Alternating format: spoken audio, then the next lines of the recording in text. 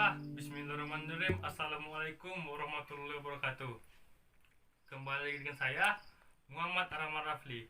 Dalam video kali ini kita akan membahas tentang video tutorial tentang multimedia. Yang kita akan membahas tentang materinya adalah teknik kompresi teks dan image dan citra. Baiklah, mungkin di sini semua para rekan-rekan semua sudah mengetahui apa itu multimedia. Ya, multimedia itu adalah suatu metode dan suatu jalan atau akses di mana kita bisa menikmati suatu gambar atau video ataupun bahkan lainnya. Seperti ya mungkin kita sekarang bisa menikmati video-video itu juga multimedia dan gambar, karena itu adalah satu bentuk digital dan bentuk digital dan bentuk metodenya. Baiklah, di sini saya akan menerangkan sedikit apa itu tentang teknik kompresi teks dan teknik image citra. Pada pembahasan kali ini kita akan membahas 3 bagian dari pembahasannya. Yang pertama ya teknik kompresi image dan teknik kompresi teks dan teknik image citra. Yang kita akan bahas satu-satu. Baiklah, kita akan langsung membahasnya. Yang pertama ialah apa itu teknik kompresi image. Teknik kompresi image ialah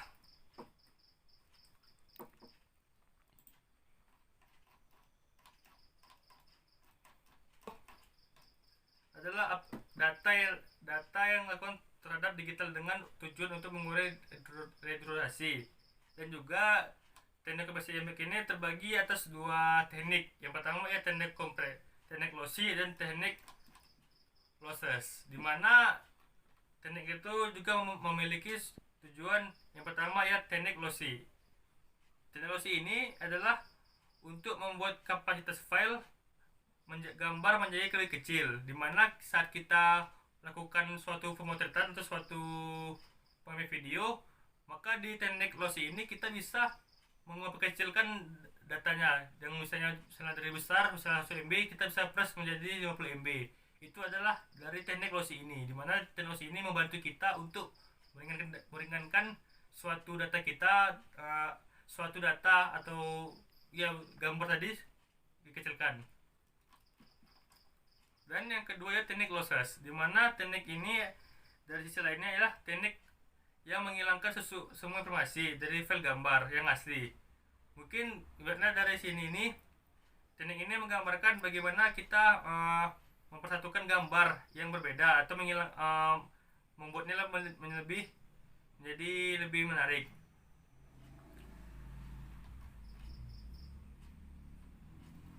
Adapun dari jenis-jenis teknik kompresi tadi adalah sebagai GIF, PNG, JPEG, JPEG 2000, TFT atau Target Image File Format, dan FFmpeg email. Dimana dari teknik-teknik tersebut adalah jenis-jenis kompresi gambar. Jadi jika kita menemukan suatu dokumen berbentuk JPEG atau PNG atau GIF, itu adalah suatu bagian dari jenis kompresi gambar. Adapun manfaat dari kompresi gambar ini ialah waktu pengirimannya sangat lebih singkat. Yang kedua ya pengiriman gambar dari fax. Yang ketiga adalah video conferencing download dari internet dan membutuhkan ruang yang memori lebih sedikit. Jadi ibaratnya ini sangat membantu kita untuk bagaimana kita jika mempunyai penyimpanan terbatas. Jadi teknik gambar kompresi ini sangat membantu kita untuk bagaimana kita bisa menghemat data kita atau menghemat ruang penyimpanan kita. Jadi ibaratnya itu dia bisa mempres kita untuk menjadi data yang lebih kecil. Selanjutnya adalah tentang konversi data teks, yang bagian kedua tadi ya. Sebelum yang itu tadi adalah kedua ya, setelah konversi gambar. Jadi di sini saya akan menerangkan apa itu kompresi data teks. Pengertiannya ialah kompresi teks ini adalah kumpulan dari karakter-karakter atau string yang menjadi satu kesatuan. Salah satu media yang biasa kita jumpai dalam penggunaan teks, yakni media analog atau kertas yang biasanya dipakai dalam penulisan atau suatu teks dalam karakter-karakter. Jadi ibaratnya kompresi teks ini adalah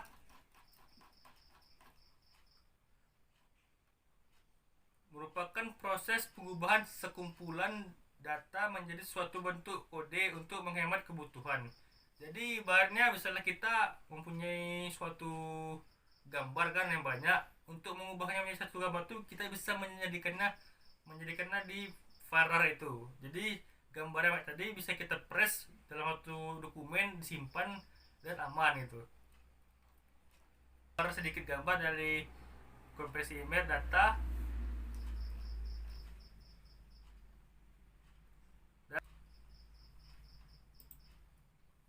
Adapun dari kompresi teks ini, dia memiliki aturan gitu. Aturannya itu terbagi beberapa jenis yang akan saya sedikit jelaskan. Yang pertama ialah aturannya pengiriman. Jadi kompresi teks ini mempunyai aturan. Yang pertama itu aturannya pengiriman data hasil kompresi dapat dilakukan jika pihak pengiriman yang melakukan kompresi, dan jika penerima yang melakukan kompresi memiliki aturan yang lebih dalam hal kompresi.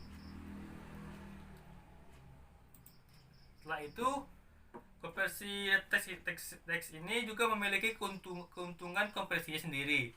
Jadi di antara kompresi lain mungkin kompresi teks ini memiliki keuntungannya sendiri. Adapun keuntungannya sebagai berikut ya. Kompresi data ini menjadi sangat penting karena memperkecil kebutuhan penyimpanan data, mempercepat pengiriman data, dan memperkecil kebutuhan lembar bidang dan database. Dalam bagian ini saya akan coba menerangkannya lebih detail lagi. Ibaratnya jika suatu data itu penting kan, membutuhkan penyimpanan data itu akan, misalnya data itu sangat besar, kita press data itu dan kita bisa mengirimnya lebih cepat jika tanpa harus mengurangi memori kita sendiri. Adapun dari yang kedua, tanda kompresi ini bisa dilakukan terhadap data teks atau binary, zip, gambar, JPEG, audio, MP3 dan video lainnya gitu. Jadi dia juga keuntungannya bisa mempress data dokumen jenis lainnya. Baiklah, selanjutnya saya akan membahas tentang jenis-jenis kompresi. Tadi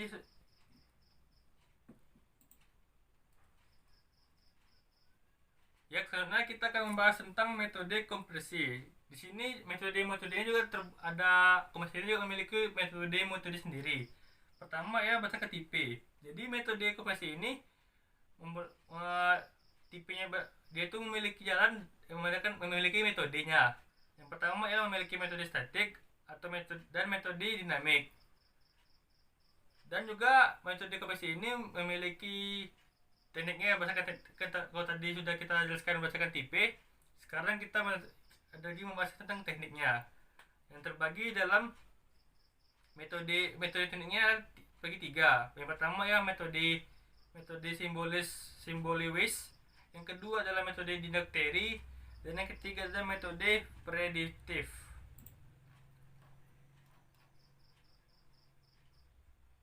Saya akan sedikit menjelaskan apa itu tentang metode statik tadi yang pertama. Jadi tanda kompresi itu juga memiliki metode. Salah satu bagian metodenya ialah metode statik, yaitu menggunakan peta kode yang selalu sama. Metode ini membutuhkan dua fase atau tupas, di mana fase pertama untuk menghitung probabilitas kemunculan tiap simbol atau karakter dan menentukan kodenya, dan fase kedua mengubah pesan menjadi kumpulan kode yang ditransmisikan, contohnya algoritma human scientific. Yang kedua ialah tentang metode dinamik adaptif, di mana metode ini menggunakan peta kode yang berubah dari waktu ke waktu. Metode ini disebut adaptif karena peta kode mampu beradaptasi dengan perubahan karakteristik isi file selama proses kompresi berlangsung. Itu mungkin di antara dua tadi itu ialah dari metode kompresi tadi. Selanjutnya yang saya tadi bahas tentang metode, tentang apa tadi, teknik. Adapun kompresi ini memiliki metode secara teknik. Yang pertama tadi kita bahas adalah yang kita sebutkan tadi adalah metode Symboliwise, di mana metode ini menghitung peluang kemunculan dari tiap simbol dalam file input lalu mengkodekannya dalam satu simbol dalam satu waktu. Yang kedua tadi ialah tentang metode didokteri, di mana metode ini menggantikan karakter atau fragmen dalam file dengan indeks lokasi dari karakter fragmen disebut dengan suatu kamus.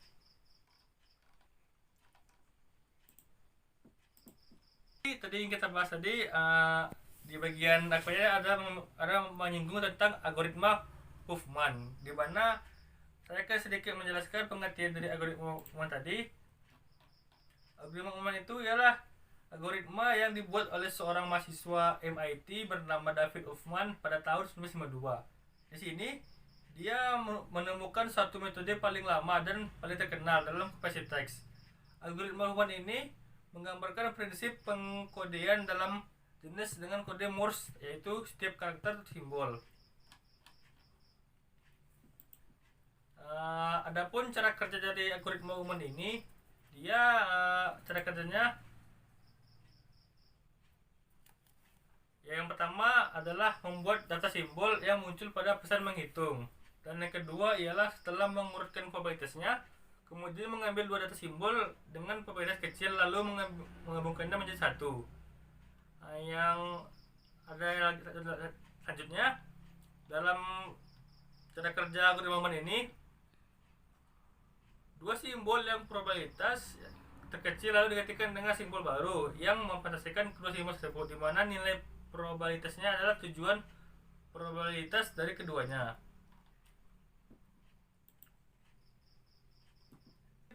Yang terakhir dari bagian algoritma ini, prinsip kode Huffman-nya. Di prinsip kode Huffman ini, algoritma Huffman ini memiliki prinsip, di antara lainnya adalah karakter yang paling sering muncul di dalam data dengan kode yang lebih pendek, dan yang kedua ialah sedangkan karakter yang relatif jarang muncul di kode dengan kode lebih panjang. Jadi ibaratnya di Huffman ini ada saling keterkaitan dan saling berhubungan. Jadi di mana yang sering muncul data dengan kode lebih pendek dan yang lebih relatif jarang muncul dikodekan lebih panjang gitu. Jadi dia saling sinkron datanya dan saling berubah.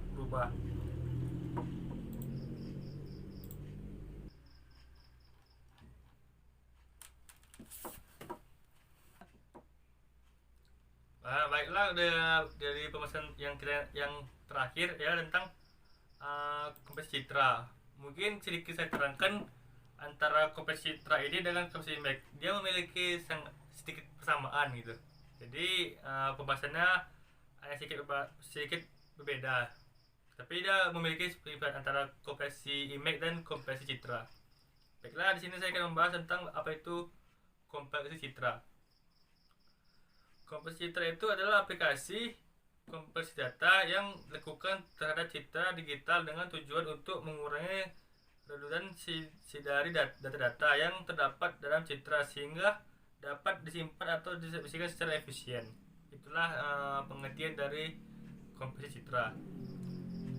Kompresi ini juga terbagi dari dua tipe data, yaitu nama sama dengan kompresi yang tadi. Datanya tadi yang dia memiliki nama tipe lossless dan tipe lossless, sama dengan teknik kompresi yang tadi, tapi ini dia sedikit ada perbedaannya walaupun namanya sama gitu.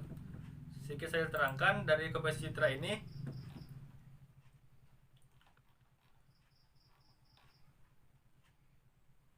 Yang pertama ialah tentang kompresi tipe lossless. Adapun kompresi yang ini adalah kompresi yang tidak menghilangkan informasi setelah kompresi terjadi. Akibatnya kualitas citra hasil kompresi tidak menurun. Dan yang kedua tadi ya tentang lossy. Dari kompresi citra lossy ini dia adalah kompresi di mana terdapat data yang hilang selama proses kompresi. Akibatnya kualitas data yang dihasilkan jauh lebih rendah daripada kualitas data yang lebih asli. Di mana di lossy ini dia bisa jika terbarui maka mungkin datanya lebih bagus dan lebih tersusun dengan rapi gitu.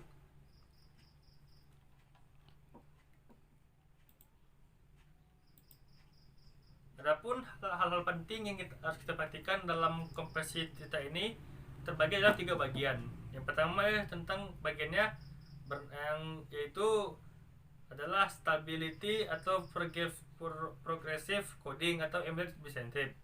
Yang kedua ya region of interest coding, dan yang ketiga adalah meta information. Dimana dari tiga ini saya akan coba menerangkan, memberi pengertiannya. Yang pertama ya tentang stability of progressive coding atau embedded centric. Yaitu adalah kualitas dari hasil proses pengkompilasian citra karena memanipulasi backstream tanpa ada dekoperasi, pengkompilasian citra karena manipulasi backstream tanpa adanya dekoferensi atau dekoferensi. Jadi di mana biasanya dikenal pada proses dokumen. Adapun di tipe-tipe stability ini ialah dia memiliki tipe-tipe sendiri. Yang saya sebutkan satunya ya tentang quality progressive, di mana quality progressive ini data image bisa dikompres secara perlahan dengan penurunan kualitasnya. Ya seperti saya bilang tadi, dia ini sedikit ada pengiriman dengan kompresi image tadi sebelumnya dengan citra, tapi caranya saja berbeda gitu. Selanjutnya tentang resolution progressive, di mana image dikonversi dengan mengkode resolusinya image dan lebih rendah terlebih dahulu, baru kemudian resolusinya yang lebih tinggi. Dan yang ketiga tentang komponen progresif, di mana image dikonversi berdasarkan komponennya. Pertama mengkodekannya komponen gray, baru kemudian dikomunikasikan warnanya. Adapun yang kedua adalah region of interface coding, di mana di sini sedikit penjelasannya. Di region of interface coding ini daerah data tertentu dikode dengan kualitas yang lebih tinggi daripada yang lainnya. Dan yang ketiga adalah tentang meta information, di mana di sini meta information ini image yang dikompres juga dapat memiliki meta information seperti statistik warna, tekstur, small preview, image, dan author atau copyright information. Seperti itulah pengertiannya dari tipe-tipe dari stability of application tadi, dan region of coding dan meta information.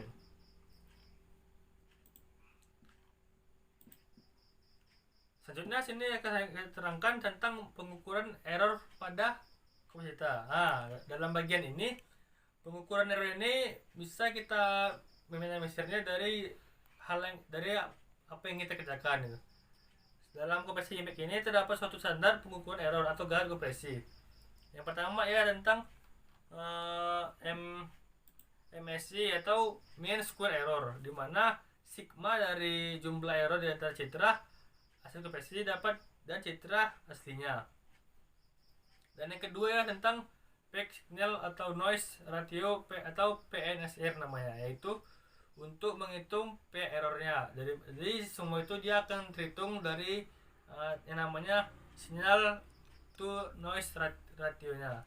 Dan yang terakhir tentang nilai SMI, ya rendah akan lebih baik, sedangkan nilai PNSR-nya yang lebih tinggi akan lebih baik. Jadi dia akan sedikit memerlukan siklus dan akan mengkolaborasinya dengan apa yang dia telah yang dibacanya.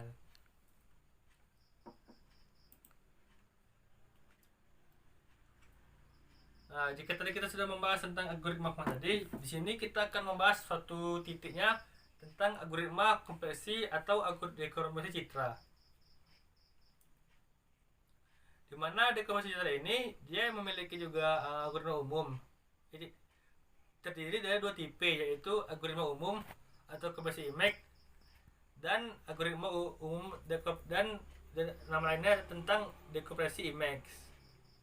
Sini saya akan coba menjelaskan dari bagian itu.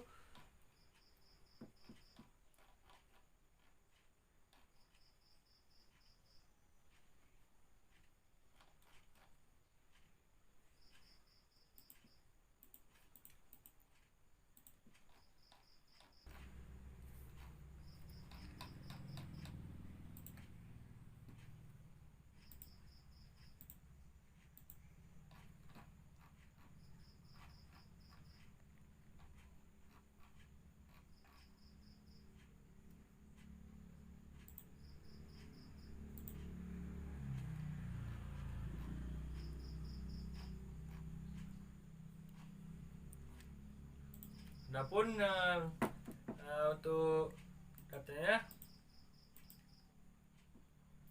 dari algoritma ini algoritma yang dari konversi Citrix, image dan Citra ini juga memiliki 5 macam teknik untuk cara kerjanya. Yang pertama ya tentang teknik konversi GIF atau Graphic Interpretation Format, dimana di teknik ini yang dibuat oleh Confucius pada tahun 1987 untuk menyampaikan berbagai file bitmap yang menjadi file lain yang mudah diubah dan ditransmisikan. Yang kedua ialah tentang teknik konversi PNG atau Portable Network Graphics, di mana teknik ini adalah format citra yang dengan capacity velocity-nya dengan kedalaman bit berkisar antara 1 sampai 32 PNG di desainnya itu. Menggunakan Tenlosses dan mendukung kedalaman warna 48 byte dan tingkat penelitian sampling 1, 3, 1, 2, 4, 8 dan 16 byte. Yang ketiga ialah teknik ini juga teknik konversi ini JPEG, di mana teknik konversi JPEG ini biasanya digunakan untuk foto atau citra di website. Jadi foto ini akan seperti kita untuk Google, kita ketik gambar, kita ketik suatu nama, ketik gambar, nah maka itu akan muncullah itu. Yang ketiga tentang konversi, yang keempat adalah tentang konversi BMP atau Windows Bitmap, di mana Windows Bitmap ini biasanya digunakan aplikasi dalam sistem operasi Microsoft Windows. Nah, dan yang terakhir adalah tentang teknik konversi TIFT atau Target Image File Format. Dalam TIFT ini adalah format gambar yang fleksibel, biasanya hanya menyimpan 16 byte pewarna merah, hijau, dan biru untuk total 48 byte atau sampai dengan 8 per byte-nya dengan warna menggunakan nama file atau perpanjangan TIFT, TIFF, dan TIFT.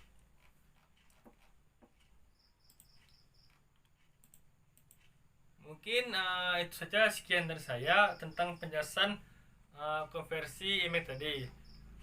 Mungkin akan jika ini memahami dalam, mungkin kita bisa memahami melalui buku referensi atau dari jurnal untuk tentang apa itu tentang konversi image, citra, dan teks.